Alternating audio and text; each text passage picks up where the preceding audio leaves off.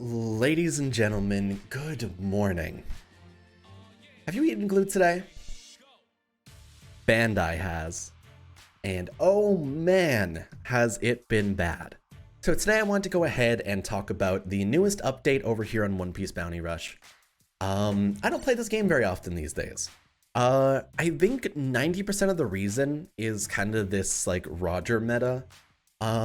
But it's also just gotten less interesting as the EXs have continued to slew the game in different ways and destroy things. I think Blackbeard's less bad now. Roger and Odin are really, really bad. But that isn't even like enough of a reason to say that I quit the game, because I still technically play it every so often and I'll grind up like certain shards. Got Snakeman up to level 100 recently. But after seeing this new, like, update here, update notice, I'm very sketched out by it, because this really changes the high end of the game. So we already had several systems inside the game to get characters that were already very good up to higher power levels. So you start with a character at 4-star. You need to pull 2 dupes of characters to get to 5-star. Then you need to pull 4 dupes of the same character to get to level 100, which is 6-star. And all along the way, like, it is really hard to get shards of characters that are especially bounty fesses. And I don't have a lot of level 100s myself, even though I've been playing for quite a while.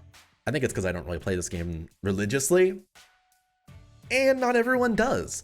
And so they have now added an additional system on top of that shard system, and an extra system called Boost, which was fairly cheap for Boost 1, very hard to get for Boost 2 unless you grinded Challenge Battle. And now after Boost 2, we now have one called Boost 3 and Boost 4, which will end up involving character fragments of each individual character you want to upgrade to get them to an even higher level than before. Now, I don't think it'll matter that much for like 90% of the characters. Most people won't be able to use the system on a lot of characters. EXs will be next to impossible because it costs like 30 fragments per upgrade. And this makes it so the people that already had a bunch of fragments or already are like whales in the game will just get higher and higher and further away in terms of power. And it isn't really this Boost 3 that I think is the main problem, though it will be a massive problem. It's the Hyper Boost afterwards, but we'll talk about that here in a moment. There are also some character boosts that require character orb items to unlock. Character orb items can be obtained from character ranking rewards, or at the Orb Exchange in character fragments or crystal orbs.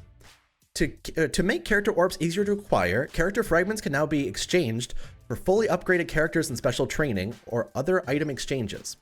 So what this means, after my reading comprehension went to an all-time low, is once you max out a character, you'll be able to exchange their shards to get an extra item called a character orb, which is a different type of shards to be able to start working towards the hyper boost.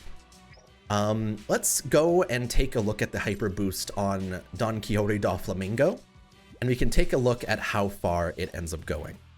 So this first level here is 10 Boost 3, 15 of this new special Boost Orb, of which is only obtainable from the Cola Exchange right now.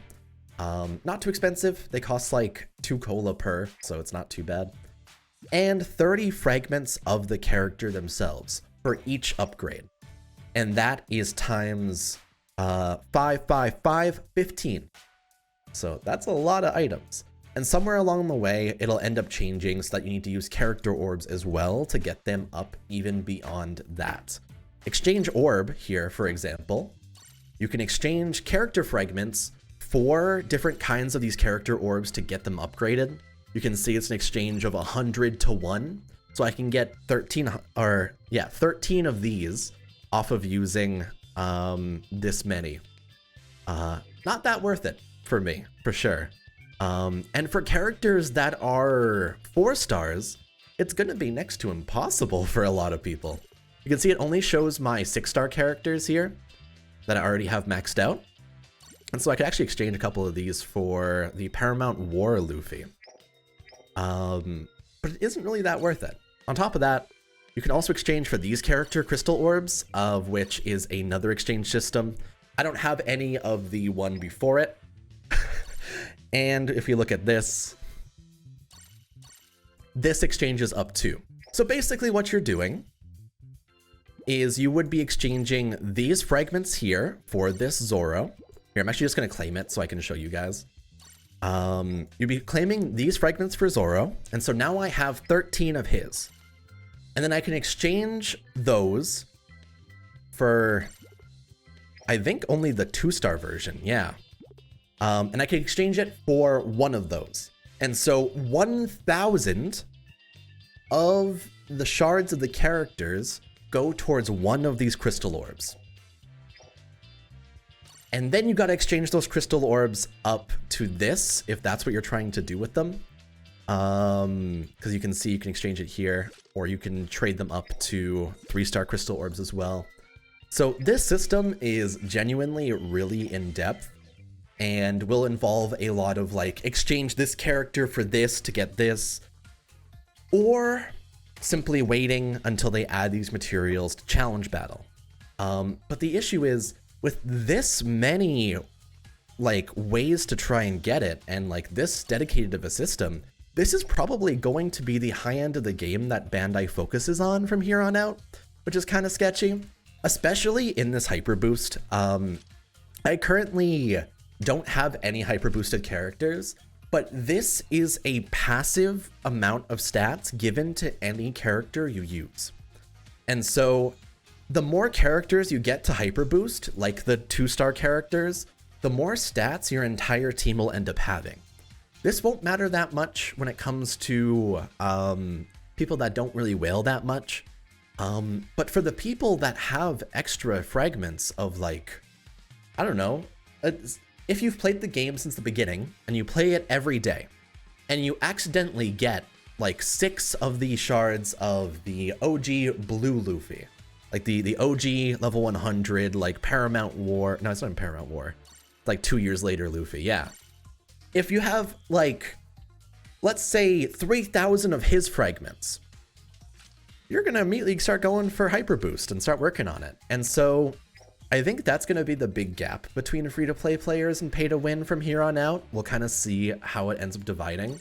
On top of that, of course, it wouldn't be Bandai without adding a special battle pass that you can now get boost 3 orbs with, of course, right? So they're basically telling you this new system, you probably just want to buy the battle pass for it, and you'll have to clear certain missions to get to certain parts of the battle pass. This game already has technically 2 versions of a battle pass.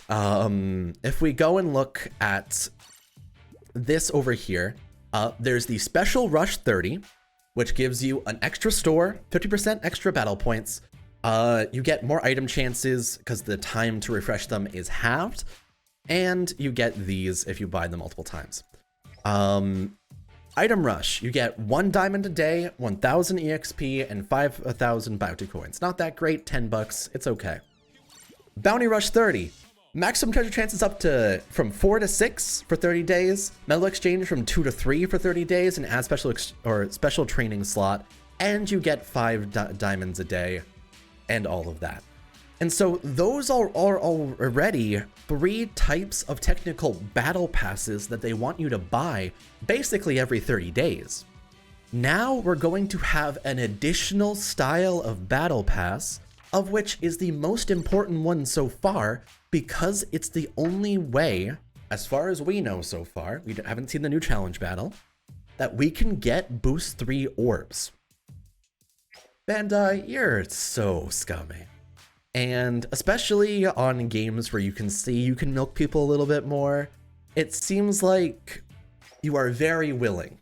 And so I'm very sketched out by this. I don't really know too much about the system. And I'm not very confident in it, honestly. I think that I will try and put some time into it to try to actually learn how much it affects the game. I believe at the end of Hyper Boost, you get a 20% additional stat increase. to the given character and extra power to all other characters. But the boost 3 actually is only like a 10% increase for most characters.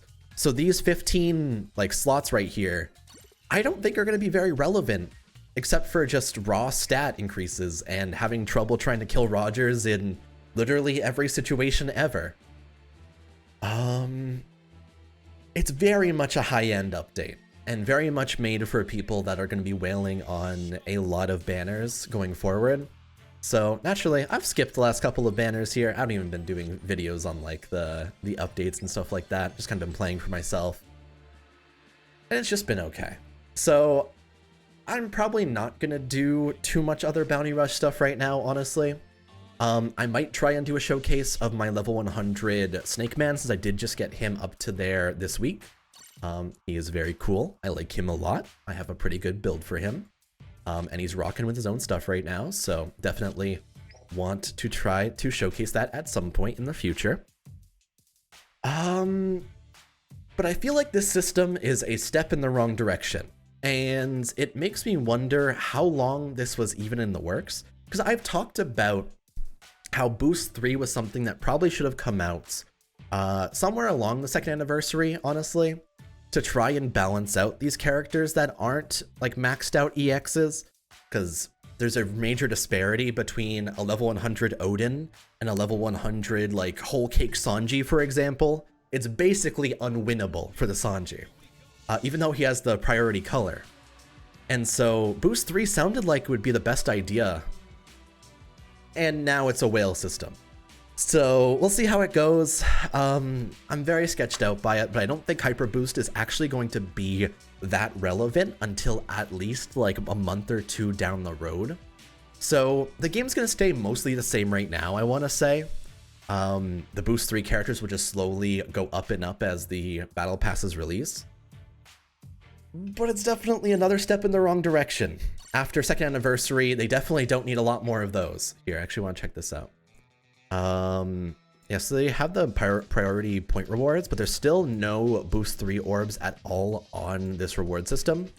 So I wonder if they'll have the next challenge battle that will come at the end of today actually have Boost 3, because that'll be the deciding factor. Whether you can get these materials free to play, or you have to buy the battle pass, or do like the free to play version of the battle pass, because they'll be splitting it so that free to play players can do like half the missions, but not all of them, of course. So you'll be like tempted to try and go the extra mile to get the pass rewards in the bottom. It's how it always goes. It's same battle pass that's in fucking Fortnite and Hero Kantare and all that. We'll see. For now, -5 update over to Bandai. We'll see what they do next. And looking forward to One Piece Fighting Path coming out, because that game looks fucking rad. And looks like it might be more my style than this game, perhaps. But we'll see how that goes. For now, thanks for watching, take it easy, and I'll see you guys in the next video of whatever we end up doing. See you later, everybody. Bye.